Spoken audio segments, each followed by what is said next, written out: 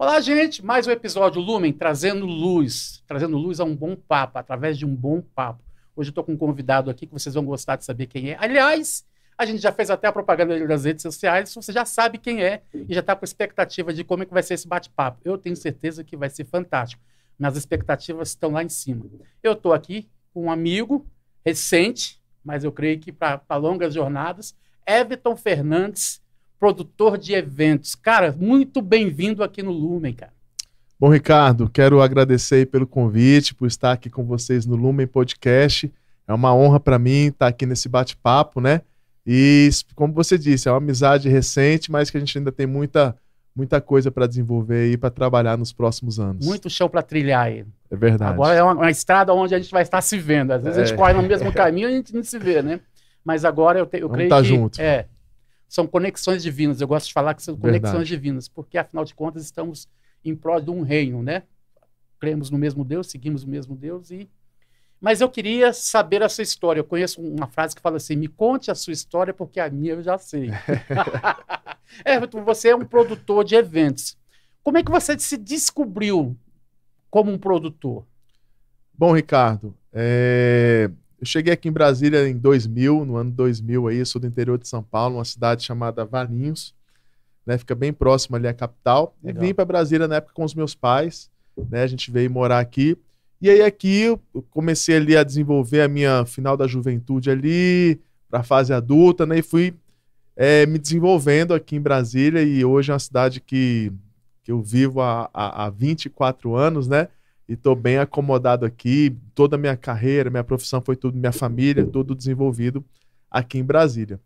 E durante alguns anos, a minha maior, no começo ali, eu trabalhei muito tempo em concessionária de carro, né?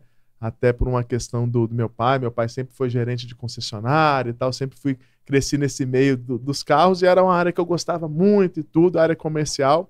E eu fui para essa área, trabalhei basicamente de 2004 até 2015, 11 anos aí em concessionárias, mas em um determinado momento algumas coisas do meio artístico começou a aparecer, né, na minha vida, assim, eu comecei a ter algumas conexões, alguns contatos, alguns trabalhos, e eu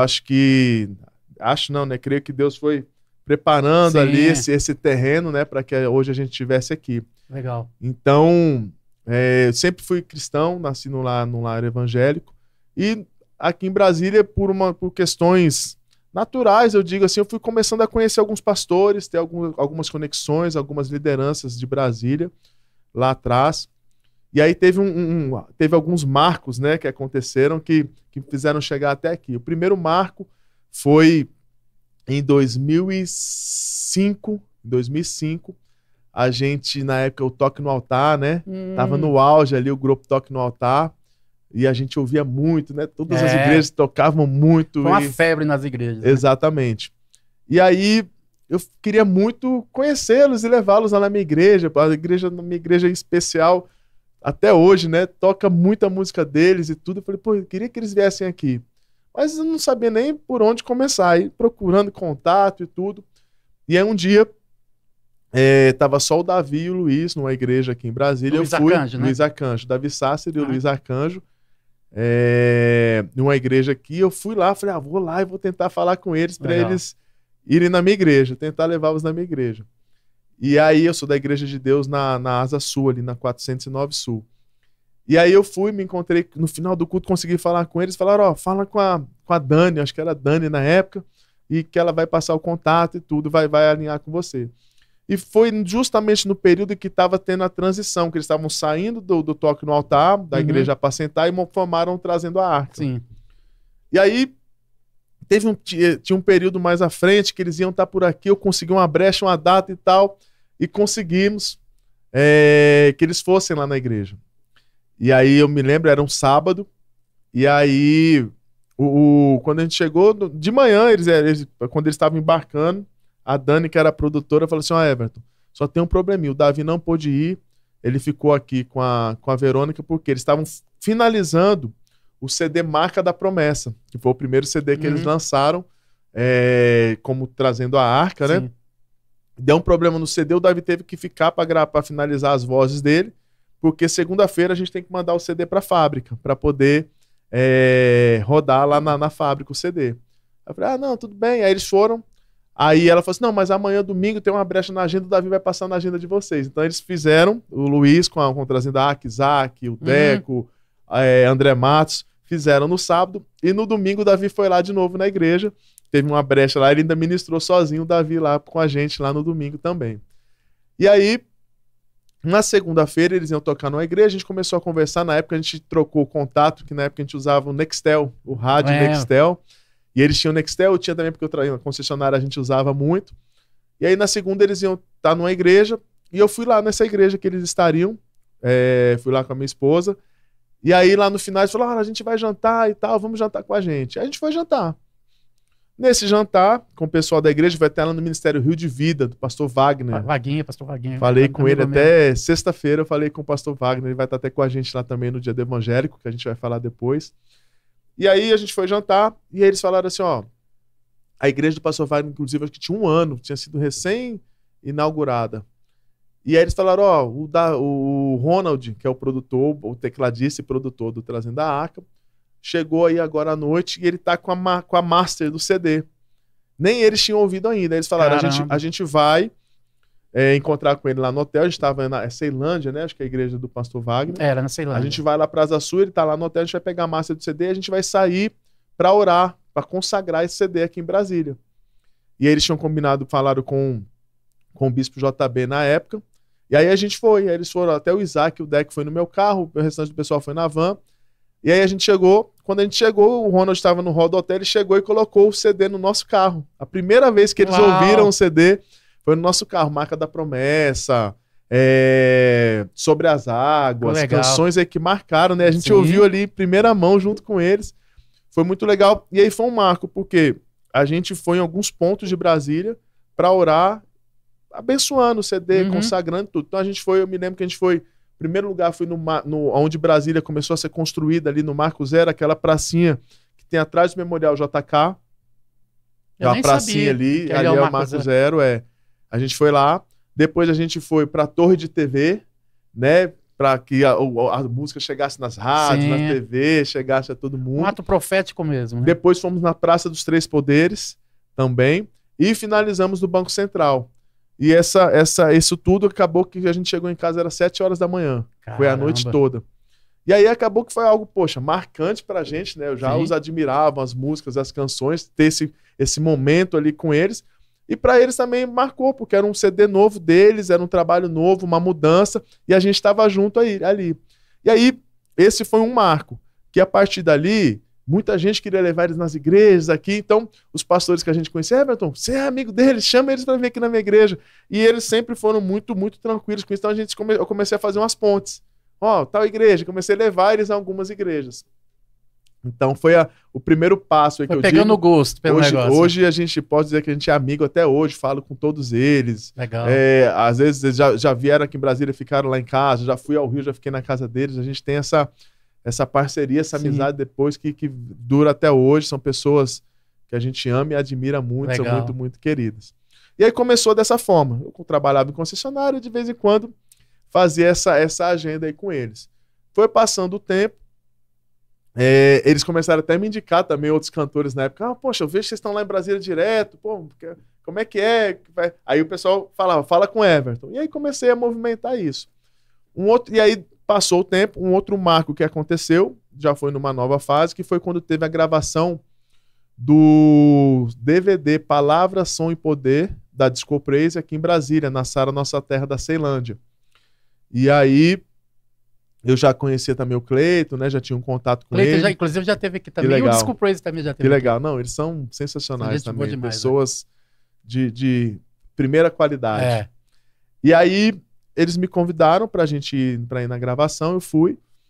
Quando terminou a gravação, eles falaram, olha, vai ter foi mais ou menos igual Trazendo a Arca, né? Vai ter um jantar aqui para os convidados lá no Lago Sul, numa casa, e aí vamos lá e tal, e a gente foi para lá, depois da gravação do DVD. Quando eu tava lá, um amigo também, o Ronan Barros, que é produtor musical, até já vou te deixar a dica aí para trazê-lo aqui. Boa. Grande produtor, tem muitas composições aí, muitas produções, é um parceiro também, um cara cara de Deus. O Ronan, nesse jantar, me apresentou o Maurício Soares, que era o diretor da Sony Music Gospel, tinha começado a Sony Music Gospel, e o Maurício veio para a gravação, que a Discopresa era da Sony, e o Ronan me apresentou o Maurício. Porque o Maurício já tinha um trabalho que ele fazia com a Sony, com alguns assessores regionais. Então, ele tinha alguns contatos em algumas regiões. Por exemplo, ele ia mandar um cantor, a Damares, né? Inclusive foi o primeiro trabalho que a gente fez foi com a Damares. Ela lançou um CD. Ela vinha na região fazer um trabalho de divulgação. Então a gente fazia essa assessoria, levava nas rádios, fazia tarde de autógrafo nas livrarias, fazia dava esse atendimento local ao artista, ao cantor. Sim. E aí o Maurício falou assim, poxa, bom que você tem muito contato e tudo. Nessa época eu já tinha contato com as rádios, com as mídias, Brasília e Goiânia, já tinha expandido um pouquinho em Goiânia também, já tinha feito bastante coisa por lá. E o Maurício falou assim, olha, quero trabalhar com você aqui, quando precisar, posso te chamar? Eu falei, claro, pode. Aí comecei a fazer uns freelance. Então, como eu disse, a primeira que veio pela gravadora foi a Damares. Levamos ela nas rádios, nas mídias aqui e tudo mais. E aí a coisa foi ganhando corpo. Aí outro cantor. Legal. Leonardo Gonçalves, na época, quando veio, eu conhecia só a música Getsemane dele. Foi assim, logo que ele começou... o ícone dele, né? Começou ali, né? Foi com essa música Getsemane, depois vieram várias outras, mas então... E aí foi fluindo, foi crescendo ali o trabalho. E aí, quando passou algum tempo, uns 2 anos mais ou menos, aí eu passei a ter um contrato de mensal com a gravadora, de prestação de serviço mensal. Então passou de ser coisa esporádica, passou a ser um mensal. E aí eu comecei a fazer outros trabalhos de produção, começaram a chegar alguns artistas independentes e tudo, e foi quando eu falei, não, vou entrar para esse outro ramo agora, valendo mesmo, né? Uhum. Tá meio que sendo só um hobby aí, uma diversão, mas agora eu vou entrar para valer. Eu era gerente de concessionária, há mais de 10 anos trabalhando em concessionária, falei, bom, acho que dá para eu tentar dar esse passo agora. Tá, as contas estão mais tranquilas, não estou com muita conta, vou arriscar nesse novo momento aí, né? Nesse novo trabalho. E aí, saí de concessionária, saí do ramo de automóveis e fui trabalhar na área de produção. Então, esses 2 marcos aí foram bem legais, que foi quando eu conheci o pessoal do Trazendo a Arca e depois quando eu conheci o Maurício também. O legal, quando você falou do Trazendo a Arca, é que você viu que às vezes a gente acha que o pessoal faz tudo em torno assim, do meio comercial. Não, a gente quer fazer para ganhar dinheiro. Porque às vezes passa essa impressão. Mas você viu os caras se dedicando a vamos apresentar a Deus o trabalho, quer dizer, estava querendo tocar vidas, não era só negócio de tocar música, né? Isso é legal, esse é um testemunho legal para as pessoas estarem sabendo disso, né? É verdade. A gente participou também, depois disso, tive o privilégio de participar de alguns momentos de composição, onde eles estavam compondo em estúdio e tal, e a gente viu ali a busca, a seriedade, a forma que eles realmente buscavam inspirações de Deus para compor as músicas. Até na época do Toco no Altar também, né? A história é que eles, aquelas composições, eles trabalhavam na igreja, né? Eles eram tempo integral. Então eles tinham todos os dias, eles se encontravam, acho que era no período da tarde, se não me engano, ficavam dentro do estúdio, orando, tocando e compondo. Então era algo que eles tinham um compromisso mesmo, né, com isso, em buscar a Deus e buscar a inspiração de Deus para poder escrever as canções. Continuando sobre o Toque no Altar, a gente, às vezes, teve uma vez que a gente levou ele lá na Igreja Batista Filadélfia, aqui de Taguatinga. E eu que cuidava da parte musical da igreja. E eu tinha um estúdio de gravação na minia casa, porque eu sempre mexia nessa parte de produção. Aí eles foram jantar lá em casa. Aí eles foram lá no estúdio, mexeram nos instrumentos e tal. Ele falou assim, cara, a gente precisa de um desse em Brasília, né? Em São Paulo, porque eles eram de São Paulo. Do Rio. Precisa de um estúdio desse em São Paulo. Eles viam os microfones, né? Coisa que eles estavam acostumados a...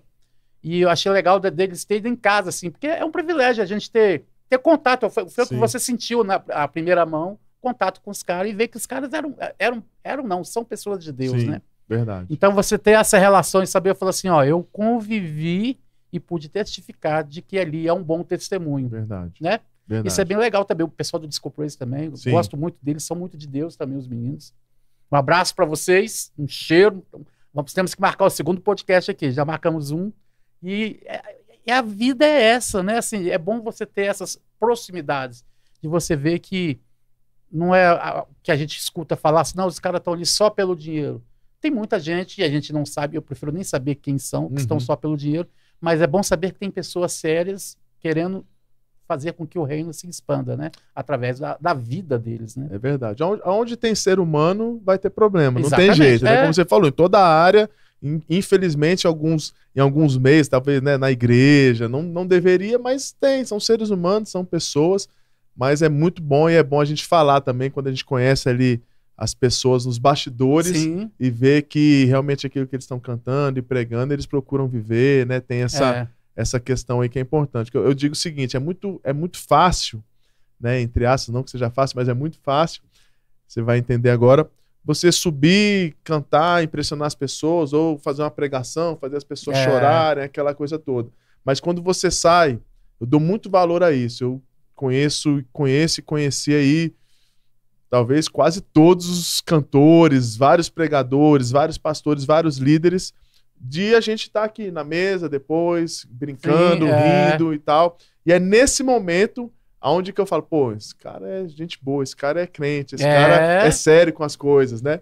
E já vi alguns casos também que ao meu julgamento, não era muito condizente com aquela pessoa que estava ali no altar, pregando e cantando, né? Então, esses bastidores aí que a gente vê quem é quem de verdade, né? Na verdade, o que faz a pessoa ser grande hoje no meio gospel, eu sempre falo isso pro pessoal, inclusive quando eu cuidava da música na igreja, são os bastidores. Então, se você tem vida no bastidor, quando você vai ao palco, quando você está visível para todo mundo, você só vai transmitir aquilo que você vive no bastidor. Você já é. Aqueles que não estão transmitindo o que está no bastidor, é tempo marcado para... limitado. Quer dizer, é uma carreira curta. Tem prazo de validade. Tem prazo de validade. Agora, uma pessoa, quando tem vida no bastidor, na verdade, o que está ali em público é só reflexo do que ele está vivendo. É verdade. Então, é Deus honrando aquilo que ele faz no secreto, né? Que é até bíblico, né? Agora, você falou para mim que você era um vendedor de carros, é esse termo que se usa? Sim. Você trabalhava na venda de carros e você tinha uma aptidão assim para a parte artística. Você é músico, você canta, você toca, você dança, alguma coisa assim? Cara, eu já ministrei na igreja. Já então tinha uma pegada de artista. Mas eu digo assim, eu não sou músico, eu não toco nenhum instrumento e também não sou cantor. Eu gostava, acho que cantava mais ou menos ali, o pessoal me deixou ali cantar um pouquinho. Então eu tinha esse envolvimento, mas não sou um músico, não sou um grande entendedor, mas eu acho, e eu falo isso muito quando eu tô com a galera, com os músicos e tal, e eu vejo isso. Claro que a parte técnica, isso daí é fundamental, é essencial, mas às vezes uma opinião, um olhar de quem representa o povo, quem representa a massa que sou eu, é importante. Porque você vê no meio musical, eu tenho um festival de música, eu quero falar um pouquinho sobre ele também, o festival que a gente fez, mas eu falava isso pro pessoal, né? Sobre a questão da carreira artística, dos pontos importantes, que são vários pontos, né? Importantes e necessários, e mesmo assim não quer dizer que você vai ter um sucesso, mas são pontos que você precisa fazer o mínimo, básico. Que primeiro, você é um cantor, cantar bem. E aí, quando chega nessa parte de cantar bem, a gente já vê que isso é apenas um detalhe. Por quê? Aí eu sempre falava, né, com o pessoal, quando eu estava nas audições do festival, aí eu falava, quem é o rei da música? Quem é o rei da música no Brasil? Roberto Carlos. Se o Roberto Carlos fosse cantar num festival de música, lá, concorrendo, com tantos cantores que a gente vê nesses festivais, The Voice, Ídolos e tal, eu acho que ele não ficava nem no top 10. Se você falar de voz, pô, que voz é essa? Esse cara canta muito. Não é. E o cara é o rei da música. Então a gente vê que são vários detalhes. Se você pegar hoje o top 10 hoje aí nas plataformas digitais, vamos lá no Spotify, top 10 Brasil. Aí você chega para um músico, para um profissional, um produtor, um maestro, um cara formado e tudo.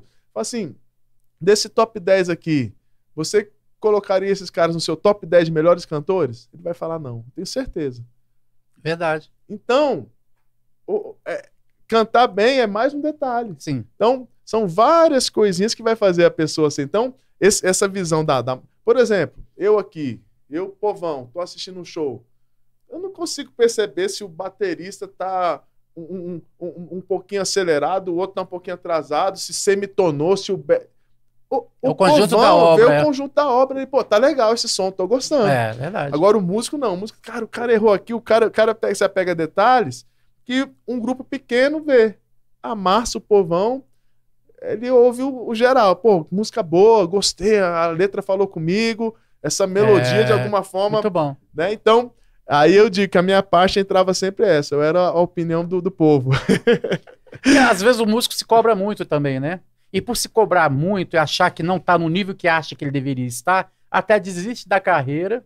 Né? Tem muitos que falam assim, não é para mim, não. Exige muito, se cobra muito, exige muito. Às vezes quer inventar a roda também.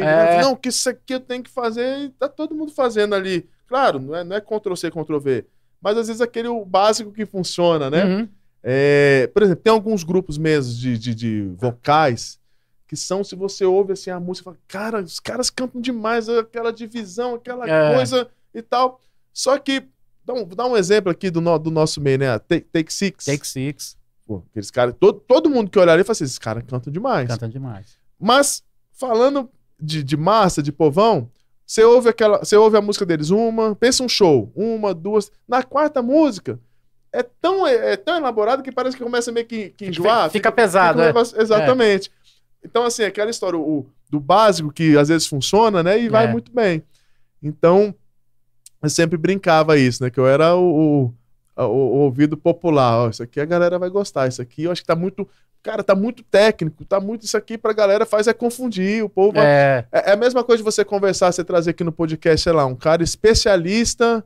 um médico, especialista em direito, um doutor, e o cara que fica usando termo técnico o tempo todo aqui. Ele vai falar só pros médicos, né? Só pro grupo dele fechado. O povo vai olhar e falar, não tô entendendo nada que esse cara tá falando, deixa pra lá, eu não vou assistir. Então, a gente tem que ter essa comunicação, né, com o popular e tudo. Então, às vezes o músico faz uma coisa tão elaborada que o cara não consegue ouvir e cantar. Você não vê o que as músicas populares, o povo filma, tá dirigindo e cantando, participando. Agora, esse negócio é tão difícil. É verdade. Só pra você ouvir, que você não se envolve, não se identifica, é mais difícil, né? Mas é verdade. Você falou o caso do Take Six. O Take Six não é muito conhecido do povão. Você fala pra músico, todo mundo conhece. Sim. Já ganhou Grammy, já ganhou um monte de coisa aí. Mas não é uma coisa, um sexteto, né? Porque não é conhecido mundialmente. Não é popular, não é música que você vai chegar nos lugares, todo mundo sabe a música deles. Não é. Aí você pega um pessoal que faz ali o básico, arroz com feijão, canta alguma coisa que o pessoal quer ouvir. Os caras são os melhores do mundo. Exatamente. É o caso do Roberto Carlos, que tem o seu local ali de ser honrado, porque ele continua até hoje fazendo sucesso. Sim. A gente costuma dizer que ele faz um show por ano que banca o ano todinho. Exatamente. E ele faz esse show por ano porque ele quer fazer. Se ele não quisesse, também nem precisava mais fazer, né? Mas é isso. Então, às vezes, essa questão muito técnica, muito né, cheia de coisa ali pro povo, né? Não adianta. Mas hoje você não ministra mais. Então, tem um tempinho aí que eu não tô que eu não estou ministrando lá na igreja, mas gosto muito. Eu tenho um filho de 18 anos, ele já é envolvido lá com a igreja, já canta, já ministra também. Legal. Então, entrou agora na escola de música de Brasília. Ele já tá mais Meu irmão tem uma escola de música, né? Então eu tenho na família tá na tem veia, meus irmãos, tá no sangue, né? Mas eu nunca fui um profissional, digamos assim, de me dedicar e tudo. De repente, Deus te colocou ali no bastidor para produzir essa galera. Sim. Eu vou conduzindo vocês aqui. É verdade. Aí você começou na parte com música e você produz só a área de música hoje, por exemplo, shows. Que área que você trabalha mais de produção de eventos também? Então, aí a coisa é produtor artístico, né, que eu digo assim. Então a gente começou aí, através desses trabalhos, desses contatos, desses relacionamentos que a gente tinha, eu conheci o Igor. O Igor é da 360 Way Up, que é a empresa responsável pelos filmes cristãos no Brasil. Então, se você assistiu um filme cristão aí nos últimos 12 anos, tem o nosso trabalho ali, como 360. Só filme brasileiro, não? Todos os filmes cristãos do mundo todo, a gente faz esse trabalho. Esse trabalho de trazer eles para o Brasil, de distribuir nos cinemas, essas coisas? Então, é o seu trabalho, por exemplo? O trabalho da 360 ele é bem abrangente. Por quê? Assim como na música, o mundo gospel, ele é um mundo à parte, né? Sim. Ele é à parte. Então, por exemplo, as gravadoras que tiveram sucesso na música gospel, eles tinham uma pessoa cuidando do gospel. Então, por exemplo, né, a MK é uma gravadora só pro gospel. Uhum. A Sony é uma multinacional, uma das maiores gravadoras do mundo, fica ela e a Universal Music ali, Uhum. brigando mundialmente qual é a maior o tempo todo. A Sony, quando foi fazer um trabalho com gospel, colocou um diretor do gospel, Maurício. Porque a nossa linguagem é diferente, né? A gente, você pega, às vezes você vai contratar, a gente vai fazer alguma postagem, algum evento, o pessoal do social media, eles vão, escrevem a legenda e falam, não, essa legenda aí, se você escrever se você colocar essa palavra aí, você já acabou com o evento gospel. Tem toda uma linguagem. Tem uma linguagem, né? Tem toda uma questão. Então, o trabalho gospel, não adianta, mas a Sony é uma multinacional, a Paris Filmes é a maior distribuidora de filmes do mundo, mas não tem o know-how para trabalhar no gospel. A linguagem é específica. Então, por exemplo, para quem não é cristão, quem não tem uma base bíblica, ele vê um filme lá que falou Jesus, opa, é um filme gospel. É um filme cristão. Sim. O público evangélico, católico vai gostar. E não é bem assim. Né? A gente tem que ter apoio. Mas esse filme está falando de Jesus, mas tem heresias, é antibíblico. Então, tem que ter um conhecimento básico. E na música a mesma coisa, né? Qualquer cantor, eu sou o maior compositor aqui do sertanejo, vou compor uma música gospel. Não é assim. Se não tiver conhecimento de causa, não vai rolar. Você tem que ter um conhecimento. Né? A gente até brincava na época, depois ele até foi pra Sony também. Né? No secular você fala tchê, tchererê, tchê, tchê, Gustavo Lima e você, pronto, fez sucesso. Na música gospel, não tem como você inventar um negócio Jesus desse. Cristo, Jesus Cristo e você não vai rolar. Não dá, então é diferente, né? Você vê as músicas de funk, quebra, desce, não sei o que, pronto, fez sucesso. E o nosso tem que ter uma história, tem que ter uma história que tem a ver com a Bíblia, né? Então, aí entra a 360. O que a 360 faz hoje? Todo o trabalho. Então, assim, hoje, depois de alguns anos, então, uma produtora hoje, ela só pega um filme, isso até fora, tá? Ela só pega um filme pra lançar se a gente assistiu o filme antes. Então, e esse filme? Não, esse filme tá legal, tá no padrão. Então a gente faz meio que essa análise cristã do filme. Uhum. Claro que, poxa, questão de produção, ator, imagem, cores, isso aí os caras são feras, né? É a área deles. Né? Mas a história, a gente entra com isso. E aí, desde lá de fora. Então, para um filme hoje ser lançado no Brasil, a gente já faz essa análise, né? As distribuidoras. Então, a gente trabalha hoje com todas as distribuidoras, Paris, Califórnia, Sony Pictures, legal. Todos eles, que tá vindo muito forte agora, a Angels, né? Que começou o The Chosen, tá lançando Som da Liberdade, lançou muita coisa aí. Então, a gente faz esse trabalho. E fez o trabalho com a distribuidora, a gente faz esse trabalho com os cinemas também. Por quê? As distribuidoras, os cinemas, todo mundo, ninguém vai investir milhões num filme para não ter bilheteria, não ter retorno. É empresa. Não, você não sobrevive, né? Ninguém tem dinheiro. Como é que vai vir outro filme se não tiver... Né? Exatamente. Então a gente faz esse trabalho também com os cinemas. Inclusive, nesse último filme que nós lançamos agora, o penúltimo, né? Que o último já é Som da Esperança, A Forja, aconteceu algo, um marco também, como eu disse lá. A Cinemark, a rede Cinemark, chegou e falou com o Igor, falou, olha, a gente vai colocar uma pessoa agora disponível na nossa rede, uma pessoa para atender o público cristão. Porque a gente trabalha muito com caravanas, viu o público, né? Fecha a sala para levar a igreja toda, sim, né? Grupos, o pessoal fecha grupo para levar, e eles entendendo essa necessidade. E eles até meio que pediram desculpa, de certa forma, porque lá atrás eles não acreditavam nos filmes. Então teve filme que a gente lançou que eles não quiseram colocar. Deus não está morto, teve alguns casos assim, entendeu? Então, vem nessa crescente. Então, a gente chega no cinema e fala, pode apostar nesse filme, pode colocar. A gente já começa a fomentar antes. Sim. A gente já começa a passar para os pastores, para os líderes, ligarem no cinema para reservar a sala, sem nem saber se o filme vai entrar naquele cinema. Por quê? Porque o pessoal vê, poxa, tá tendo uma procura, eu vou colocar. Tem demanda. Claro. Né? Isso é mercado, né? Faz mercado. Parte. Então a gente faz esse fomento aí, faz esse movimento do mercado para o pessoal querer. Então, hoje na 360 eu faço esse trabalho também com os filmes cristãos, já há 10 anos aí, onde eu faço Brasília e Goiânia, e Tocantins também, Palmas, a gente faz esse trabalho, atendendo, né? Então, o que a gente faz? Vai ter um lançamento de um filme. Agora mesmo a gente está com a Forja, que está em cartaz ainda em alguns lugares, Som da Esperança, que é um filme que fala sobre adoção. Estamos com 2 lançamentos ainda para esse ano. Legal. Em fevereiro do ano que vem tem um filme cristão. Esses 2 lançamentos você já pode adiantar o nome? Já não? Sim, claro. Inclusive, vou aproveitar para falar. Premier, mano. Cabrini, que é um filme mais para o público católico, Cabrini. E o outro, que vai ser em dezembro, é o Bahnhof, a história do cristão que enfrentou o nazismo. História real, baseada em fatos reais também, que é do mesmo estúdio que a gente fez Som da Liberdade, Som da Esperança, esses filmes todos.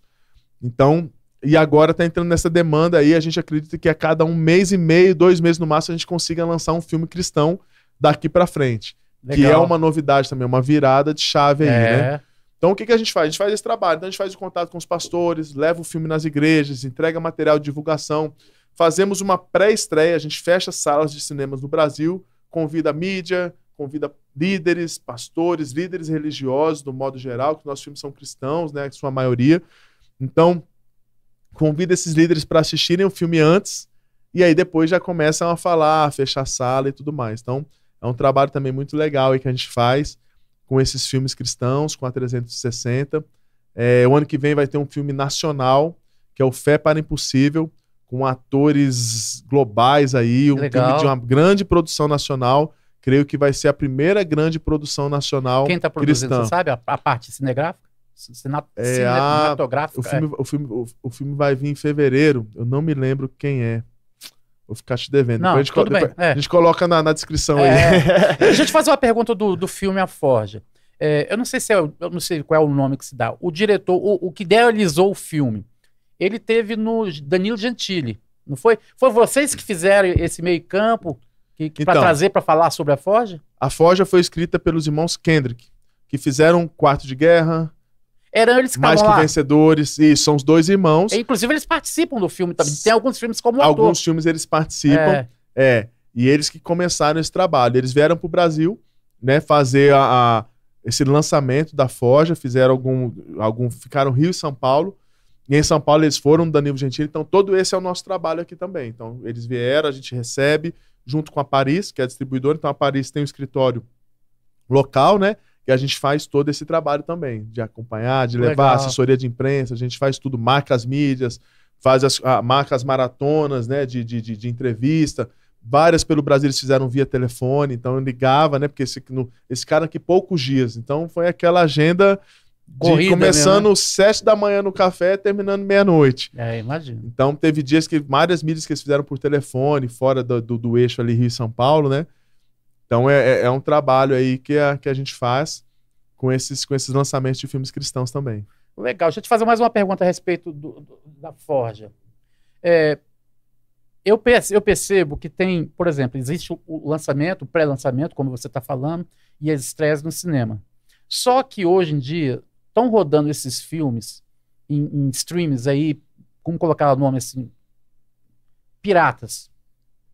Isso prejudica, porque antes tinha os CDs piratas, né? Que os caras nem lançavam os CDs e já estavam rodando, né? Principalmente em São Paulo, naquelas, né? Isso prejudica, isso ajuda. Eu já ouvi dizer que na época da música, os caras mesmo distribuíam para os caras vender nas feiras, como CD pirata, como uma forma de divulgação. Isso procede? Como é que é isso? São 2 coisas aí, na verdade, né? Vamos falar da música primeiro. Tem um trabalho que é feito, que é divulgação, mas aí assim, quando é divulgação, a divulgação tem que ser autorizada e bancada a estratégia pelo artista, pela gravadora, né? Então, por exemplo, tem um trabalho, meu Deus, esqueci o nome da cidade do interior de São Paulo, que tem aquela distribuidora Martins, que você vê caminhão, distribuidora, que eles distribuem coisa pro Brasil todo, eletrônicos. Eu já ouvi falar dessa distribuidora já. Aqui em Brasília, você vira e mexe, você vê caminhão exatamente. Eu esqueci, fica inclusive no interior de São Paulo, me esqueci o nome da cidade, acho que é perto de Barretos, alguma coisa assim, se não me falha a memória. E o que o pessoal faz muito lá? Os cantores sertanejos vão para a distribuidora e entregam CDs, entregam caixa de CDs para os caminhoneiros.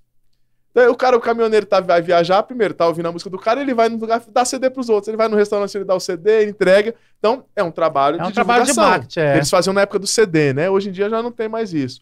Então, esse é um trabalho de marketing. No caso, então isso é legal. Se eu sou o dono, eu quero entregar, eu quero distribuir, é um investimento que eu tô fazendo pro pessoal conhecer minha música. Sim.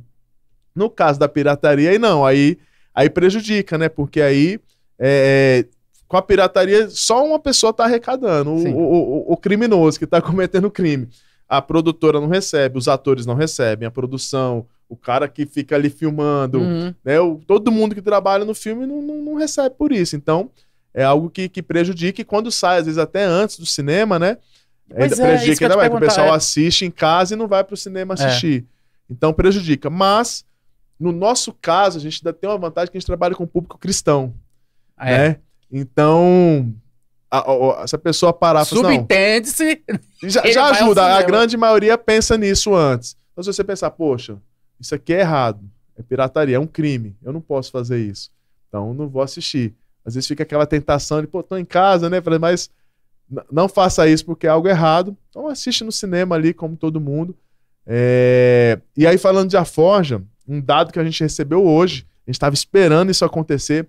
A Forja hoje no Brasil bateu o filme mais visto no mundo. Mais de 3 milhões de pessoas. Passamos, inclusive, os Estados Unidos, que é o país deles lá. Caramba! Os Estados Unidos sempre é primeiro lugar em filmes, né, nesses lançamentos. Hoje a gente bateu aí. Então, algo muito legal que aconteceu aí sobre A Forja. A gente bateu os Estados Unidos. Então, hoje o Brasil é o país que mais assistiu o filme A Forja, é o Brasil. Bateu isso é um reconhecimento do trabalho de vocês também, né? Porque é uma divulgação muito bem feita. Né? É um trabalho que a gente faz aí de corpo a corpo ali, né? Com os pastores, com as mídias. Então, legal. As mídias parceiras sempre entendem o propósito. Então, sempre fazem... às vezes a gente fala, esse filme não tá indo muito bem. Ajuda a gente aí, o pessoal dá aquele gás ali, fala um pouco mais, divulga um pouco mais. Então isso é muito legal. E a gente faz, por exemplo, um outro grande sucesso aí que a gente trabalhou lá no comecinho, The Chosen.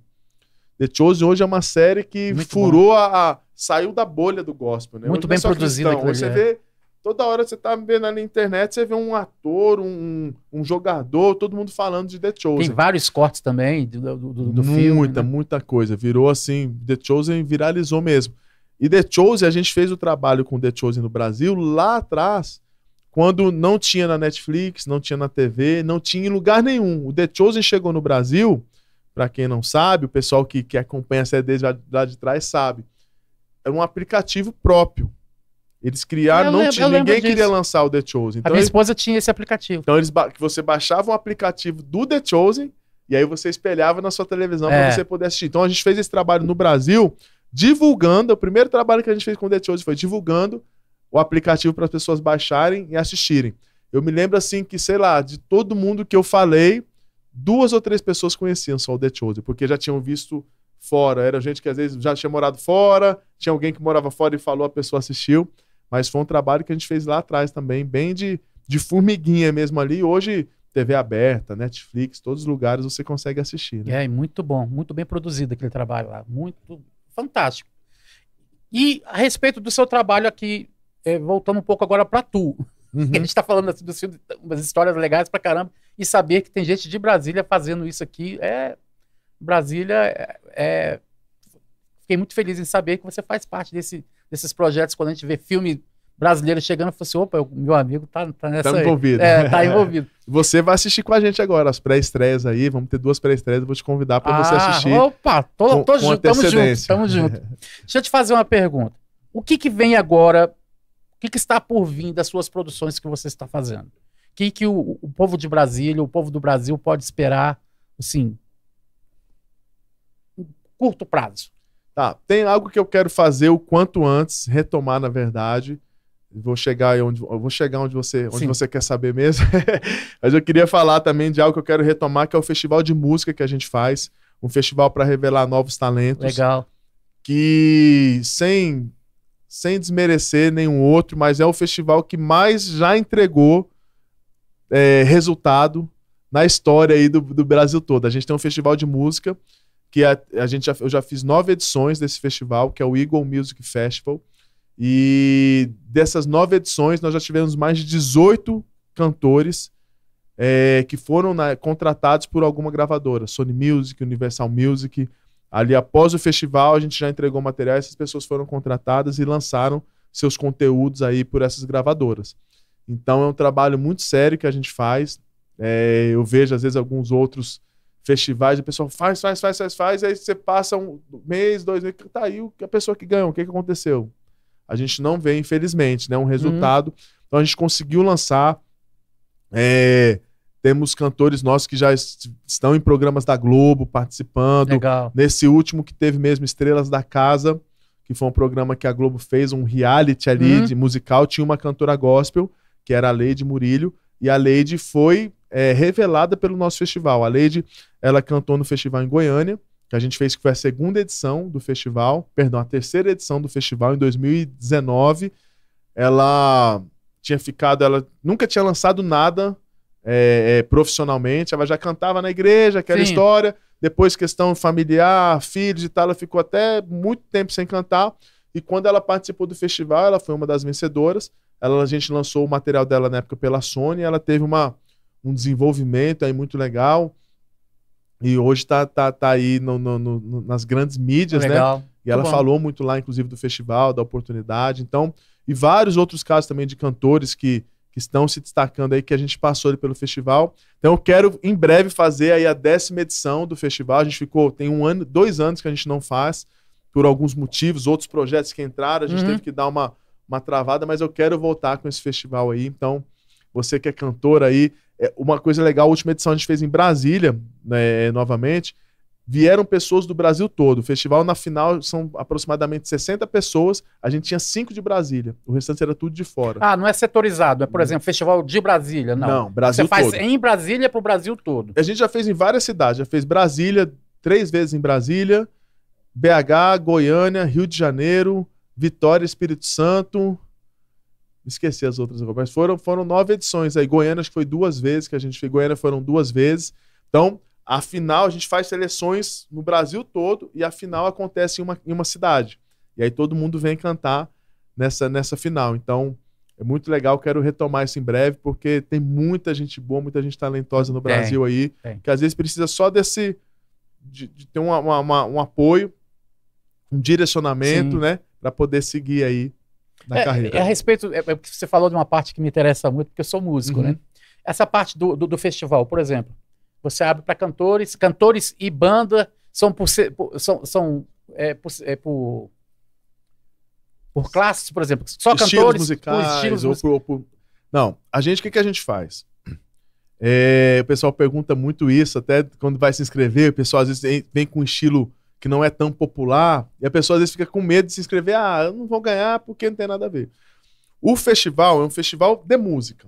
Se você setorizar, você acaba que limita muito. Sim. Né? Então, a gente quer ouvir música boa.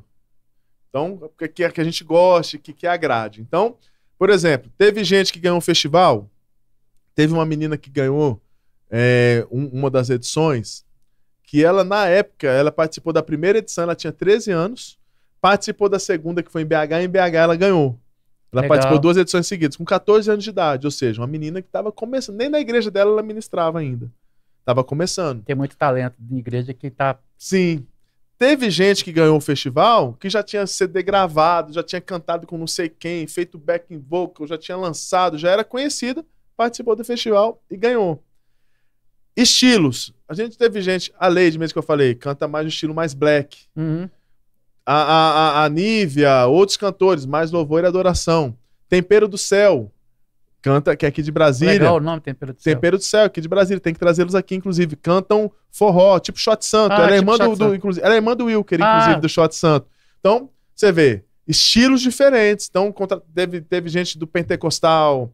Nesse meio termo, teve de tudo. Por quê? A gente chegava lá no galera do hip hop, enfim, teve de todos os estilos. A música gospel é muito rica, né? Muito rica. Então a gente ia, às vezes o pessoal perguntava, vocês estão procurando qual estilo? Eu falava, nenhum. E ao mesmo tempo todos. O que a gente queria? Chegar lá e ouvir, independente do estilo, Pô, essa pessoa tem uma pegada legal, canta bem, tá preparada, tá pronto, tem presença, tem unção. Então a gente meio que tentava, de um modo geral, ouvir, falar, poxa, é essa, a gente gostou, independente do estilo, independente. E aí, quando é banda, o que a gente fazia? Porque a gente só ouvia o cantor, né? A gente não dava para levar essa estrutura toda. Então, era o cantor da banda que se inscrevia como a banda, ele era o representante da banda. Por exemplo, Tempero do Céu mesmo, a Simone, que é a vocalista, ela foi, cantou, ganhou, e aí a banda que foi beneficiada, né? Mas a banda tocou, você tem músicos... tudo playback. Não, a gente faz no playback. Entendi. Porque a gente faz uma final grande. A gente ouve de sexta à tarde até... De sábado à tarde, a gente começa 3 horas da tarde até 10 da noite. Uhum. A gente tem uns intervalos, então a gente vai fazendo eliminatórias ali no ao vivo. Então é playback. É playback. Tá, essa é o filtro ali para vocês poderem classificar, para ver quem vai para final. Isso, os 10 mais e tal. E para você anunciar quem é o vencedor. Por exemplo, os 10 mais, né? O top 10. Vão apresentar agora os top 10. É outro evento que vocês fazem? No mesmo fazem? dia. Tudo no mesmo Tudo no mesmo dia. A gente faz a final em um dia. O que a gente faz antes, alguns meses antes, são as seletivas. Sim. Então, nas primeiras edições, por exemplo, eu fiz a segunda edição, foi em Belo Horizonte. Eu fui para BH 2 meses antes, fiquei lá uma semana ouvindo todo mundo. A gente ia em várias igrejas, em pontos espalhados para dar oportunidade para todo mundo. Ouvia a galera, aí voltava, esses foram os classificados. E aí a gente marcava, a gente já tinha, na verdade, a data e ia depois para ouvir a final todo mundo presencialmente num grande evento. As audições eram feitas em salas normais. Depois, com o tempo, na época da pandemia, a gente fez uma edição, e aí deu muito certo, aonde eu faço as audições hoje por vídeo. Então a gente combina uma data e um horário, a gente monta a agenda, então vai fazendo na sequência, a pessoa entra no seu quarto, no estúdio ali, e a gente se conhece pelo vídeo, faz essa primeira seleção e depois já é a final, todo mundo ao vivo. Fica mais prático também, né? Fica mais prático. E assim, é o que eu falei, você ouve a pessoa cantando 1 minuto, você já fala, poxa, vamos ouvir. Tem em mãos a tecnologia, né, para poder ser usada, né? Porque hoje em dia é só assim mesmo. Porque fica dispendioso, né, você ter que, de repente, 1 semana, 2 semanas antes para fazer a seleção, sendo que você pode fazer isso online também. Sim. E aí a gente faz esse ao vivo, que aí a gente vai eliminando até chegar no vencedor mesmo, e foi muito legal. Muita gente boa aí que a gente conheceu, tivemos muitos frutos, muitos resultados. Eu quero voltar aí com esse festival em breve. Festival de música é top mesmo. Em breve. Há muito tempo que eu não ouvia falar. Que bom que tá. Volte, porque há muito tempo que eu não ouço falar mais disso.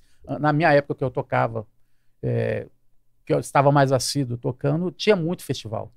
E a gente teve, por exemplo, eu te falei, no Brasil todo. Lembrei outra cidade que a gente fez em Curitiba também. Pra você ter uma ideia, o vencedor de Curitiba, o Eric Souza, ele é de Açailândia, no Maranhão. Ele saiu do Maranhão, foi cantar lá em Curitiba e ganhou o festival.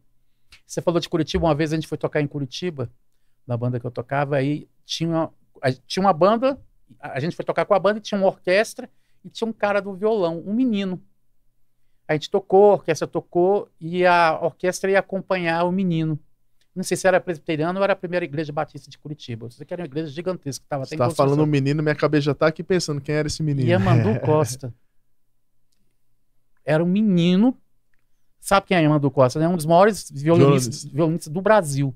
Hoje ele viaja o mundo tocando. Aí o menino tocando com a orquestra, um pirralho tocando. Mas o menino engolindo o violão, a gente ficou impressionado. Aí tempos depois a gente vê o cara aí viajando o mundo tocando. Ele é um instrumentista. Demais, né? E isso marcou.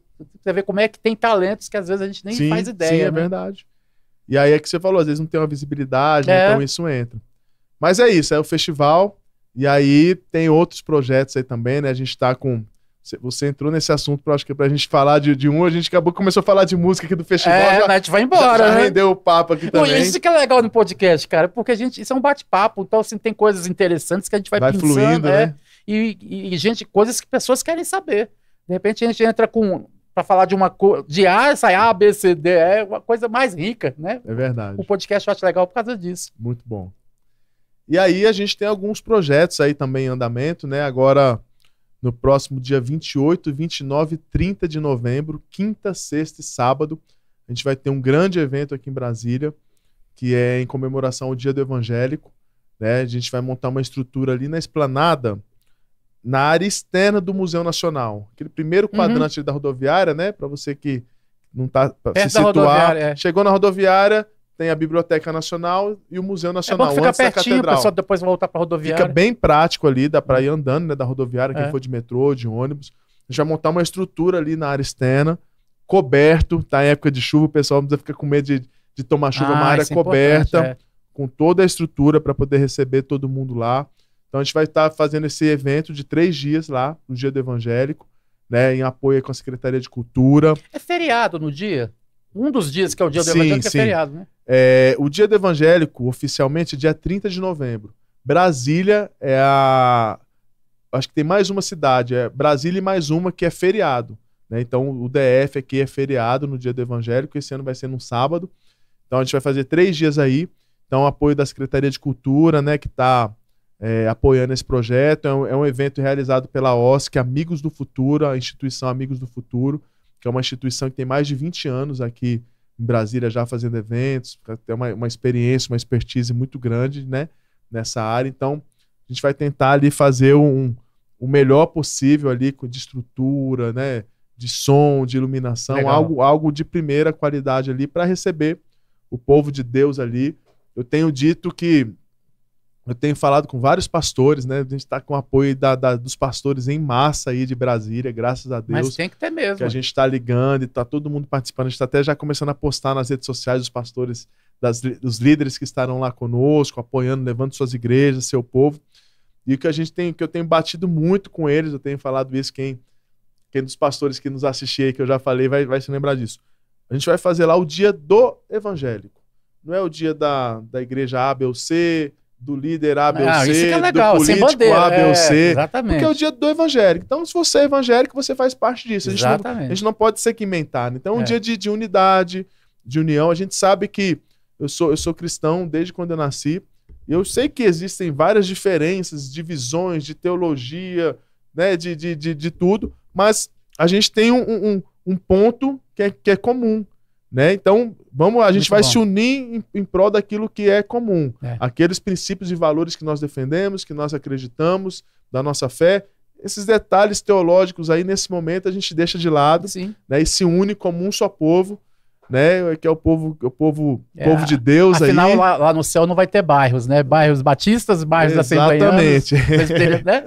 O céu não é segmentado, é um céu exatamente. Só, né? No céu não tem placa, né? Então esse propósito, e eu estou muito feliz que os pastores assim estão entendendo isso e não, Everton, vamos lá, a gente vai apoiar, conta comigo, eu vou levar minha igreja, vamos postar aqui divulgando. Então serão 3 dias. E que eu tô falando, pessoal, e a programação? Falou, pessoal, a gente vai fazer lá 3 dias de culto. Um cultão mesmo ali. Então vai ter louvor, oração, palavra, ministração, momento de orar pelo Brasil, pela cidade, pelo nosso estado, pelo nosso país.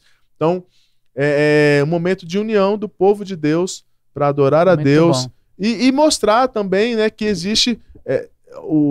a gente estava num lançamento lá no Buriti semana passada, se não me falha a memória. O Bispo Rodovalho até falou esse dado, acho que 47%, 47% alguma coisa da população de Brasília é cristã. Uau, 47%. Quase a metade já, né? E aí, poxa, a gente às vezes faz um evento lá, tem 100 pessoas. Cadê esse povo? Cadê a força desse povo? E é importante porque as autoridades, quem rege ali, eles sempre vão jogar para onde tem mais popularidade. Então, se o pessoal vê que há uma força, esse pessoal aqui evangélico, eles são fortes, eles são unidos. Então, essa pauta aqui sobre, sei lá, aborto, a gente tem que segurar. Às vezes o cara até é a favor, mas ele segura porque ele quer saber de voto, ele quer saber de estar no poder e ele abre mão de algo que ele é até a favor. Por quê? Porque ele quer agradar a massa. Então, é importante eu acho que a gente precisa ter esse momento ali de unidade. Saber a força que tem também. Mostrar a força que tem, né? E ser respeitado por isso. Porque a gente separado, né, o ser humano sozinho, ele é fraco, mas unido, ele é forte. Então, essa unidade aí do povo de Deus, a gente espera muito que sejam dias proféticos mesmo da nossa cidade, abençoar o Brasil, abençoar a nossa nação, que seja marcante ali para as pessoas que forem, né? Então a gente tem alguns convidados aí que a gente está trazendo. Então na quinta-feira, a cantora Valesca Maísa, que ela tem muitas músicas conhecidas aí, principalmente do pentecostal, as músicas dela são bem conhecidas. Você não conhece, se você pesquisar, você vai ver que você conhece a música dela. Às vezes não conhece o nome, mas canta a música dela, né? Então, Valesca Maísa, pastor Eliseu Rodrigues, pastor Cláudio Duarte, Jefferson Suelen, Sara Beatriz, alguns cantores aqui de Brasília também estarão lá conosco. Então, independente da programação, que a gente quer muito que você esteja lá. Aqui de Brasília vai estar o pastor de Jair, Laude Jair. Os pastores todos estão apoiando em peso. Bispo Lucas, da Sara Nossa Terra, Bispo Rodovalho. Os pastores, não quero nem citar o nome aqui para não esquecer, mas assim, posso falar que a gente está com todos os pastores dos ministérios, pastor Jeová de Aquino, da Ebenezer, todo mundo aí junto, apoiando, entendendo o propósito e a necessidade dessa unidade, dessa união. Então, convidar todo mundo aí para estar ali 28, 29 e 30. Dia 28 e 29, que é quinta e sexta à noite, a partir das 18. E no sábado a gente começa à tarde ali a programação, às 14 horas, tem uma programação para as crianças e tudo mais. E depois a gente fecha ali com um grande culto. Vai ser 3 dias de culto, de louvor e adoração a Deus ali, todo mundo junto, reunido. Um só povo, um só propósito, um só Deus, todo mundo junto ali adorando. Eu tenho que puxar a sardinha pro meu lado agora, porque eu acho que é a primeira vez que vai ter um podcast lá também instalado, né? Exatamente. A gente vai ter uma estrutura lá muito legal, Ricardo, que vocês estarão conosco. E vou abrir aqui agora essa segunda parte do evento. Quando você entrar no evento, né, as pessoas que forem, quando estiverem entrando ali, a gente vai ter alguns stands. Inclusive teremos lá o Lumen Podcast. Ricardo vai estar lá com um stand lá, batendo um papo, fazendo pequenos podcasts, né? Um minicast. Minicast, pode ser. Com os convidados, com os pastores, com os líderes que estarão lá. Então vai ser muito legal também ter a presença de vocês lá. Vai ser um prazer, uma honra. Teremos também lá a Sociedade Bíblica com o Museu da Bíblia. Muita coisa legal, material que eles têm ali riquíssimo. A Bíblia em Braille também, que é um material que eu fiquei impressionado quando eu conheci.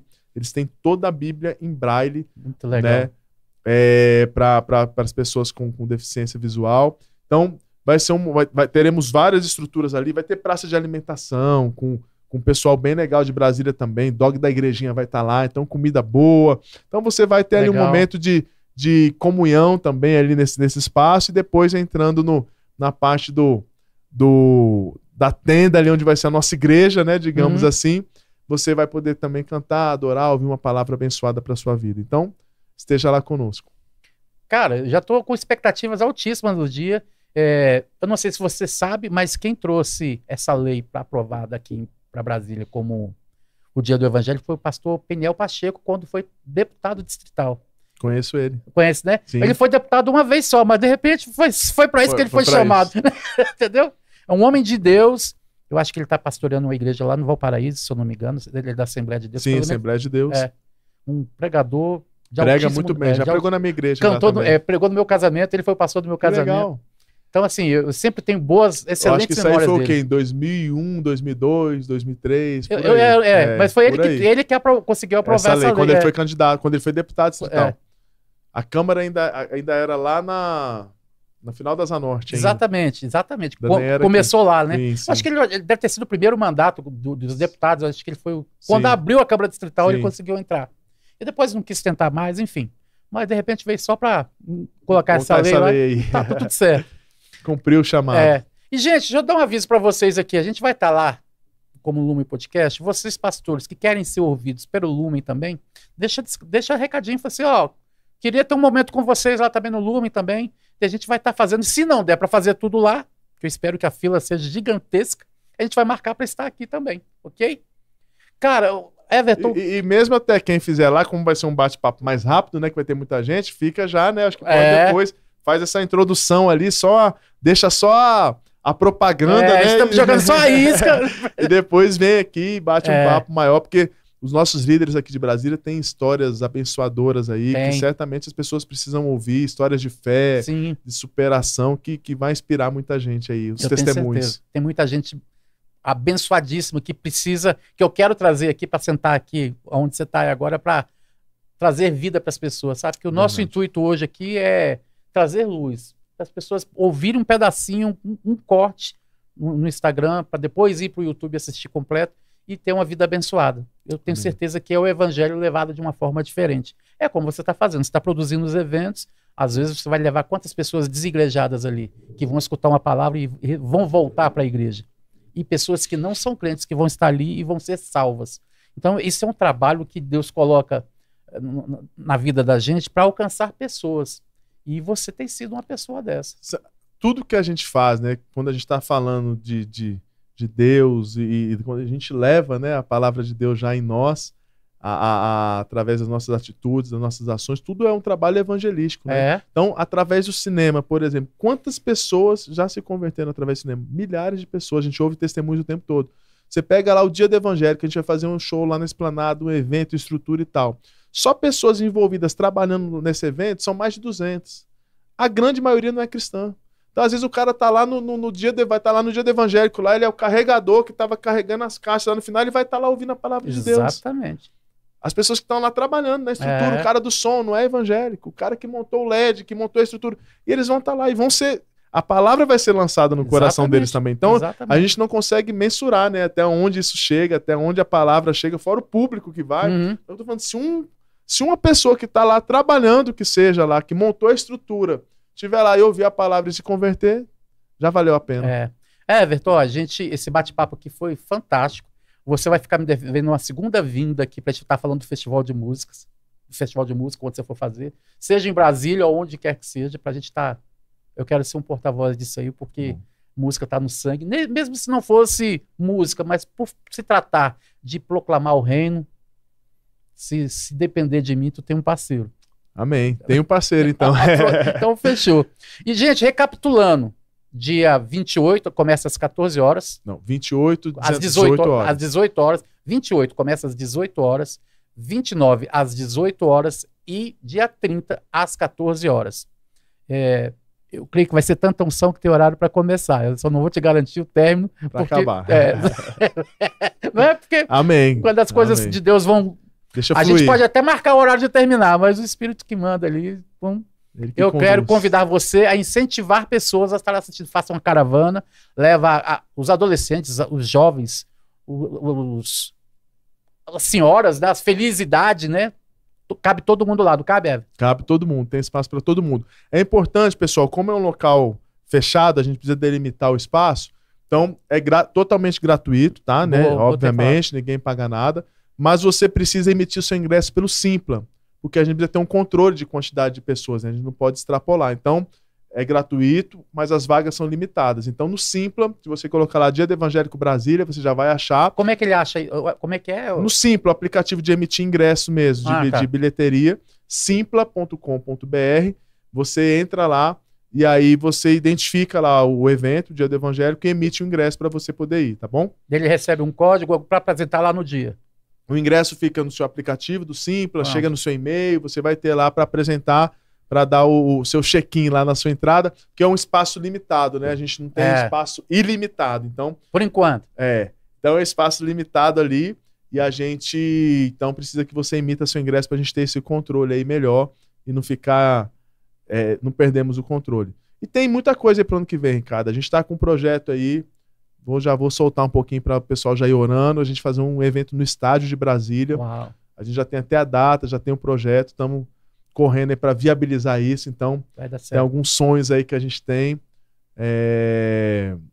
nesse meio, né? Então a gente quer trazer o que a gente usa nos eventos que a gente faz, eventos esportivos, eventos, projetos que a gente está rodando de capacitação profissional, tem muita coisa rodando. Então isso tudo que a gente consegue fazer, a gente quer trazer para o nosso meio também cristão e usar isso como uma ferramenta de evangelismo e propagação do reino de Deus.